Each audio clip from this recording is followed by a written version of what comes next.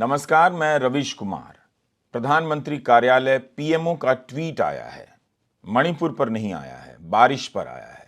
बताया गया है कि प्रधानमंत्री ने भारत के अनेक हिस्सों में अत्यधिक वर्षा से उत्पन्न स्थिति का जायजा लेने के लिए वरिष्ठ मंत्रियों और अधिकारियों से बातचीत की। स्थानीय प्रशासन, एनडीआरएफ, एसडीआरएफ की टीमें प्रभावित लोगों का कल्याण सुनिश्चित करने के लिए काम कर रही हैं। उम्मीद है इस ट्वीट से आपको गहरा आश्वासन मिल गया होगा। बारिश से प्रभावित इलाकों के लोगों को बैठकों की खबरें दी जाने लगी हैं, दी जानी भी चाहिए। कंट्रोल रूम में जाने की सूचना भी इसमें शामिल कर लीजिए। मीडिया कवरेज में आप मुख्यमंत्री को कंट्रोल रूम में जाते हुए देखेंगे। ट्विटर पर लोगों को चिल्लाते सुनेंगे कि उनके इलाके की सड़क का ये हाल है और वो हाल है।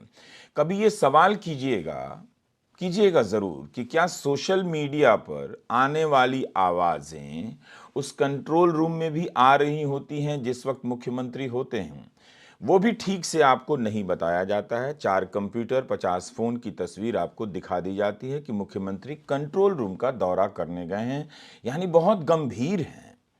तो इस तरह से बारिश में सूचनाएं धुलकर या धोकर आप तक पहुंचाई जा रही हैं या आ रही हैं। यह वीडियो मीडिया की रिपोर्टिंग और आपदा के समय आपके सवालों के ऊपर है। आगे ध्यान से सुनिएगा। उत्तर भारत में केवल 2 दिन की बारिश से करीब 40 लोगों के मरने की खबर है। हिमाचल प्रदेश में केवल 2 दिनों में फ्लैश फ्लड और भूस्खलन से 18 लोगों की मौत हो गई। यहां पिछले 2 हफ्ते से हो रही बारिश के कारण मरने वालों की संख्या 70 के पार चली गई है। 8 लोग लापता हैं। पिछले 24 घंटे में उत्तर प्रदेश में बारिश से जुड़ी दुर्घटनाओं में 34 लोगों की मौत हो गई है। राजस्थान में 2 दिनों में 7 लोगों की मौत हो गई। पंजाब हरियाणा में 9 लोग मर गए। हिमाचल प्रदेश में 2 हफ्तों के भीतर 72 लोगों की मौत हो गई और 8 लापता हैं। यह केवल संख्या है। मीडिया रिपोर्ट को स्कैन करते समय मारे गए लोगों की कहानी का पता नहीं चला। मीडिया हमें नहीं बताता कि बारिश के कारण मारे गए ये लोग कौन थे, इनके घर कैसे थे, अब इनके परिवारों का क्या होगा। मीडिया का मतलब मेन स्ट्रीम मीडिया के अधिकांश हिस्से से है। आपको एक संख्या बता दी जाती है, जैसे मौत आदमी की नहीं, संख्या की हुई है। संख्या के भीतर की कोई कहानी नहीं होती, कोई चेहरा नहीं होता। जिस तरह हर तबाही के बाद प्रशासन का काम फिर से वैसा ही हो जाता है, उसी तरह हर तबाही के बाद हम नागरिकों की समझ भी वही रह जाती है। 10 लोग मरे हैं, 70 लोग मरे हैं, या बालेश्वर रेल दुर्घटना में 280 से अधिक लोग मरे हैं। इन नंबरों की मदद से मीडिया आपके भीतर इन मौतों से होने वाली शोक की संभावनाओं को खत्म कर देता है, क्योंकि अगली लाइन में फिर से नंबर आने लग जाता है। रविवार को दिल्ली एयरपोर्ट पर 20 फ्लाइट रद्द कर दी गई, 120 फ्लाइट देरी से उड़ी। चंडीगढ़ में 10 फ्लाइट रद्द हो गई। इस तरह के नंबर आते हैं। दिल्ली अंबाला मार्ग पर चलने वाली लगभग 24 ट्रेनें रद्द कर दी गईं। अब आप इन नंबरों को दोबारा सुनिएगा। ट्रेन और जहाज के रद्द होने की संख्या और मरने वालों की संख्या की ध्वनि में कोई अंतर नजर नहीं आएगा। मरने वाला जब गरीब होगा वह केवल एक नंबर ही होगा। बालेश्वर रेल दुर्घटना में जो लोग मरे 280 से भी ज्यादा। आपने गोदी मीडिया के कितने चैनलों पर मरने वालों के परिवारों की कहानी दुर्घटना के बाद देखी या उसके दौरान देखी? अपनों को खोजने की परेशानी देखी। इसलिए कम देखी या न के बराबर देखी कि वो लोग गरीब लोग थे, जनरल बोगी में सफर करने वाले लोग थे। हम आपको बताना चाहते हैं कि इस आपदा को कवर करने के लिए हमारे पास पर्याप्त संसाधन नहीं है। जो वीडियो हैं वो बहुत सीमित हैं, कुछ शहरों के ही हैं, मगर हम उन्हीं के सहारे आपसे कुछ बात करना चाहते हैं ताकि आप आपदा के कवरेज और आपदा के कारण और उसके असर को ठीक से समझ सकें। शहरों के बारे में हमारी समझ कितनी अधूरी है इसी से पता चलता है जब बारिश में शहर डूब जाते हैं, सड़कें टूट जाती हैं, धंस जाती हैं और हमारा मीडिया कहने लग जाता है कि गुरुग्राम या ये वो शहर वेनिस बन गया है, फलाना शहर वेनिस बन गया है। आपको पता होना चाहिए कि वेनिस शहर जुलाई में किसी एक दिन की बारिश से नहीं बना है। नालों के जाम होने और सड़कों पर गड्ढे होने, पानी भरने से वेनिस नहीं बनता है। आप देख ही रहे होंगे कि मीडिया के कवरेज में पहाड़ों का कवरेज कितना कम है। दिल्ली और गुरुग्राम का कितना ज्यादा है, जहां ज्यादा है उसका कवरेज भी कितना आधा अधूरा है। वैसे बाढ़ असम में भी आई है, हर साल आती है, मगर उसका कवरेज नहीं होता है। हिमाचल प्रदेश में भूस्खलन की स्थिति यह है कि 736 सड़कों को बंद करना पड़ा। 9 फ्लैश फ्लड आए हैं, भूस्खलन की 13 घटनाएं हुई हैं।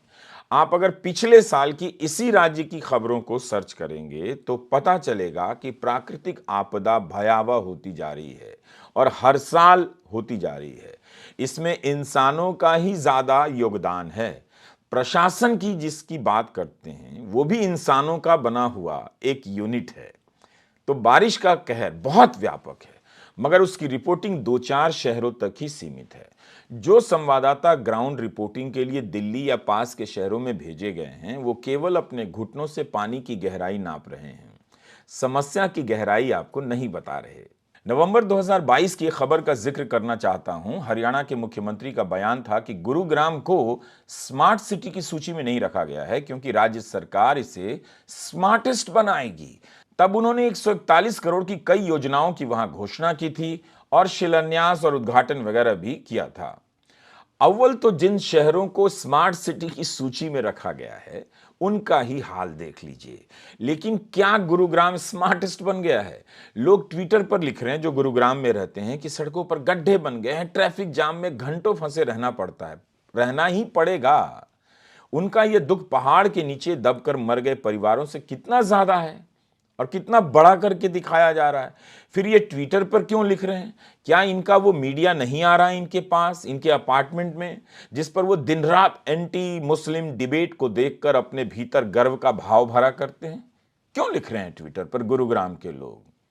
क्या इसी शहर में नमाज पढ़ने को लेकर कितना बवाल हुआ था, आपने नहीं देखा था?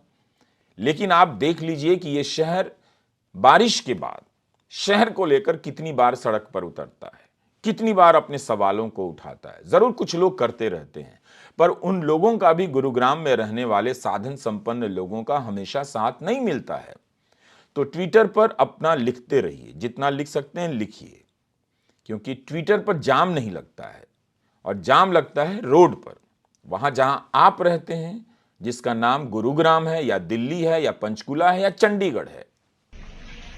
आखिर हम कितनी बार गुरुग्राम में पानी भर जाने को लेकर हाय तौबा करेंगे और इससे निकल क्या रहा है? लोगों की प्रतिक्रियाएं देखकर सवाल करने का मन करता है कि क्या वे 1-2 दिनों के लिए ही हाय हाय कर रहे हैं या फिर यह समस्या क्यों है, इसे मुद्दा बनाने के लिए लंबे समय के लिए आवाज उठाने की तैयारी कर रहे हैं। गुरुग्राम में 2016 में बारिश की तबाही आई। उस साल की बारिश ने लोगों को डरा दिया। लोग अपने शहर को मिलेनियम कहे जाने पर ही पिल पड़े, इसका नाम लेकर कोसने लग गए। उस साल बहुत बड़ी बड़ी घोषणाएं हुई कि शहर के ढांचे का विकास किया जाएगा। हम बिना तथ्यों के इस तरह की टिप्पणी नहीं करेंगे कि उसके बाद कुछ नहीं हुआ या बहुत कुछ हुआ, लेकिन गुरुग्राम के लोगों ने तो इन ढांचों के विकास को होते हुए देखा होगा, वहां के अखबारों में पढ़ा होगा। उनकी प्रतिक्रियाओं में ये सारी बातें देखने को क्यों नहीं मिलती हैं? केवल हाय हाय क्यों है? 2016 के बाद इसी शहर में 2018 और 2022 में भी बारिश ने अपना कहर ढाया। लेकिन जब आप शहर के ढांचे को, पानी जमा होने के प्राकृतिक संसाधनों को नहीं बचाएंगे तो ये समस्या हर साल आएगी, हर साल आप हाय हाय ही करेंगे।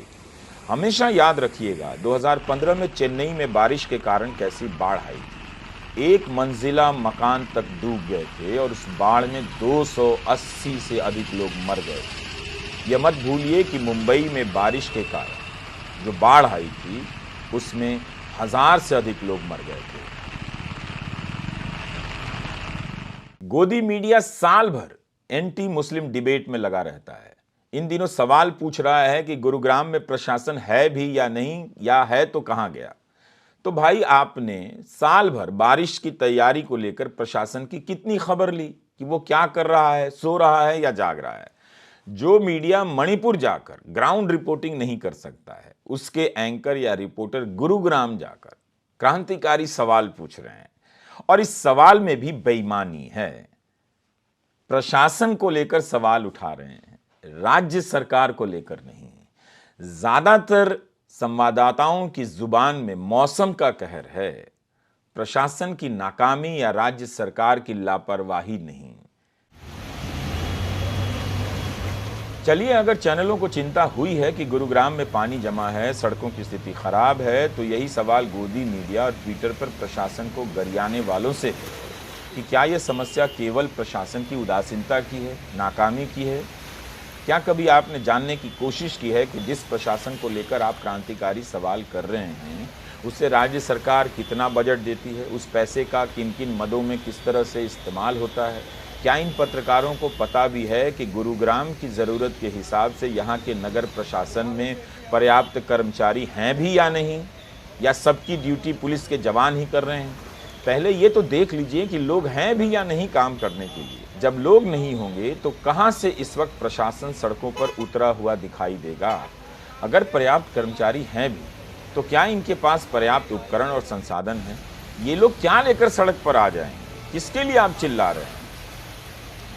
तो जिस तरह से हर साल बारिश का पानी जमने लगता है, उसी तरह मीडिया के सवाल भी हर साल जमे जमाए ही लगने लगे हैं। उन सवालों में कोई नयापन नहीं होता, तथ्यों को लेकर कोई तीखापन नहीं होता। गुरुग्राम की नाकामी को बहुत चालाकी से स्थानीय प्रशासन के मत्थे मढ़ दिया है। इससे राज्य सरकार की नाकामी को अलग कर दिया है। तब गोदी मीडिया को उस सरकार से सवाल करना पड़ जाता, उस सरकार से जिससे सवाल करने से वो बचने की कोशिश कर रहा है। सवाल प्रशासन का भी है और इसका भी कि इतने साधन संपन्न जगहों में नागरिक समाज क्यों नहीं बन सका जो इन मुद्दों को लेकर सक्रिय रहता। मैं नहीं कह रहा कि गुरुग्राम में वहां के लोग इस तरह की गतिविधि नहीं करते हैं, मगर उन्हें भी वहां के लोगों की उदासीनताओं का सामना करना पड़ता है। दिल्ली हो या गुरुग्राम, हम इस बात के लिए कम चिंतित हैं कि बारिश का स्वरूप भयावह होता जा रहा है।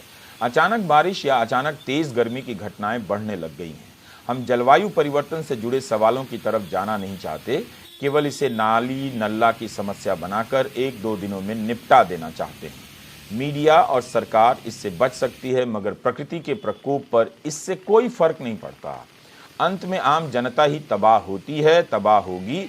फर्क सिर्फ इतना है कि दिल्ली और गुरुग्राम में साधन संपन्न समाज की गाड़ियां पानी में डूब जाती हैं, ये शहर ठहर जाता है तो हाय तौबा मचने लग जाता है। अब आप बताइए, क्या आपने गोदी मीडिया के चैनलों पर बारिश की तबाही के कवरेज में स्मार्ट सिटी को लेकर धुआंधार सवाल सुने? आखिर किस तरह से इन सिटी को स्मार्ट बनना था? इतने साल हो गए, कितने स्मार्ट बने ये शहर? क्या फ्लाईओवर का बन जाना है, अंडरपास का बन जाना किसी शहर का स्मार्ट हो जाना है? गुरुग्राम और दिल्ली के लोग तो दुनिया के कई बड़े बड़े शहरों में जाते हैं। क्या उन्होंने नहीं देखा कि इन शहरों की व्यवस्थाएं कैसे चलती हैं और आपकी दिल्ली या आपके गुरुग्राम में कैसी व्यवस्था चलती है? जब आप जानते हैं तब आप सही जानकारी और सही सवाल के साथ क्यों नहीं आगे आते हैं? किससे डर लगता है पूछने में? हर समय अपनी पसंद की सरकार को बचाते बचाते एक दिन आप अपना घर नहीं बचा पाएंगे। एक दिन वो भी इसी तरह आपदा का शिकार हो जाएगा।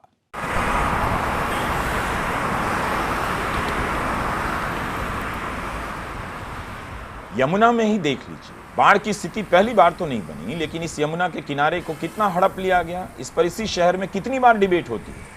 2017 में इसी यमुना के किनारे रविशंकर ने विश्व सांस्कृतिक महोत्सव किया, कितना विवाद हुआ क्या आपको याद भी है वो कार्यक्रम? एक पुरानी खबर मिली, नेशनल ग्रीन ट्रिब्यूनल ने इस आयोजन को लेकर आपत्ति की थी, लेकिन जब यह घोषणा हुई कि प्रधानमंत्री इस कार्यक्रम में शामिल होंगे तो शर्तों के साथ इजाजत दे दी गई।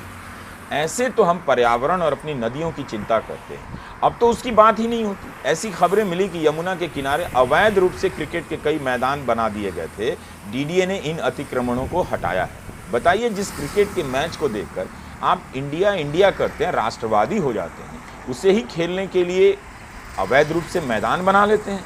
तो देखिए, ये नदी का रौद्र रूप आपके सामने है।